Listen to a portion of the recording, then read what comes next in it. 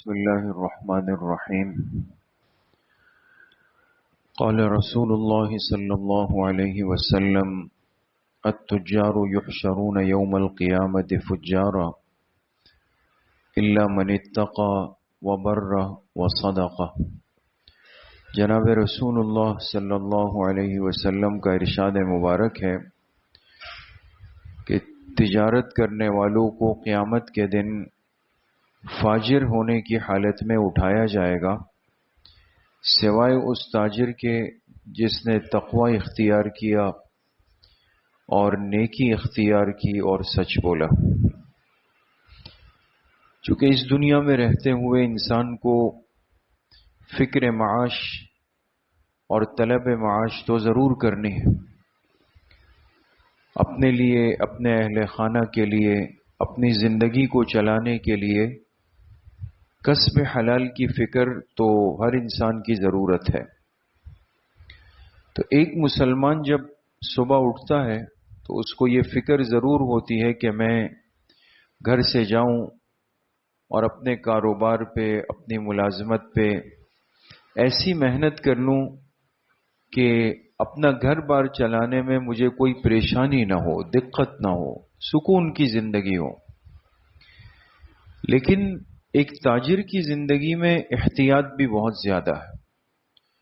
اس کی وجہ یہ ہے کہ یہ ایسی جگہ پہ بیٹھا ہوتا ہے کہ اس کے پاس دونوں راستے ہیں۔ اگر تاجر چاہے تو جھوٹ بول دے، جھوٹی قسم کھا لے اور غلط کو صحیح بنا کے پیش کر دے اور اس چیز کو بیچ دے، اچھا کما لے گا، ظاہر کی آنکھ سے زیادہ کما لے گا، لیکن اپنی آخرت کے لیے مشکلات پیدا کر رہا ہے۔ جبکہ دوسرا تاجر وہ ہے کہ جس نے تجارت بھی کی لیکن کوئی بھی کام کرنے سے پہلے اس نے اللہ کے خوف کو، آخرت کے دن کو مقدم رکھا، لہذا جو چیز غلط تھی اس کو غلط بتایا، جھوٹ نہیں بولا، جھوٹی قسم نہیں کھائی، کسی کو غلط چیز کی طرف رہنمائی نہیں کی، سچ بات اختیار کی۔ تو جھوٹا تاجر اور سچا تاجر زمین آسمان کا فرق ہے۔ جو جھوٹ بول کے تجارت کرتا ہے، فرمایا یہ قیامت کے دن اٹھے گا نافرمانوں کی صف میں، فاجر جو گناہگار کا سب سے اعلیٰ درجہ ہے، اس دن اٹھایا جائے گا۔ اور جو سچ بول کے تجارت کرے گا یہ اللہ کو اتنا محبوب ہے کہ مع النبیین والصدیقین والشہداء، سچا امانت دار تاجر قیامت کے دن انبیاء کے ساتھ، صدیقین کے ساتھ، شہداء کے ساتھ اٹھایا جائے گا۔ تو اب انسان کے پاس دونوں راستے ہیں دوستو، اگر یہ ہمت کر لے اور کسب حلال، طلب حلال اور صدق، سچائی، امانت اور دیانت کے ساتھ اپنا کام چلا دے تو شاید کم کمائے گا، اتنا زیادہ نہیں کما سکے گا، لیکن قیامت کے دن سرخرو ہوگا، کامیاب ہو جائے گا۔ اور جس نے خدا نخواستہ جھوٹ بولا، خیانت کی، بددیانتی کی، ملاوٹ کی، جھوٹی قسم کھائی، تو پھر نافرمانوں کے ساتھ اس کا حشر ہوگا۔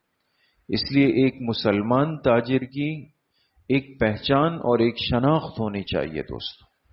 ایسا نہ ہو کہ ہم غلط کام کریں، جھوٹ بولے، دھوکہ دے، اور کل کو کہا جائے کہ یہ تو مسلمان ہیں جو جھوٹ بول کر اپنی تجارت چلاتے، تو دوسروں کے اسلام میں آنے کے لیے رکاوٹ ہم بن جاتے ہیں۔ تو احتیاط والی زندگی ہو، تقوی طہارت والی زندگی ہو، اللہ پاک صحیح عمل کی توفیق نصیب فرمائے۔ الحمدللہ رب العالمین۔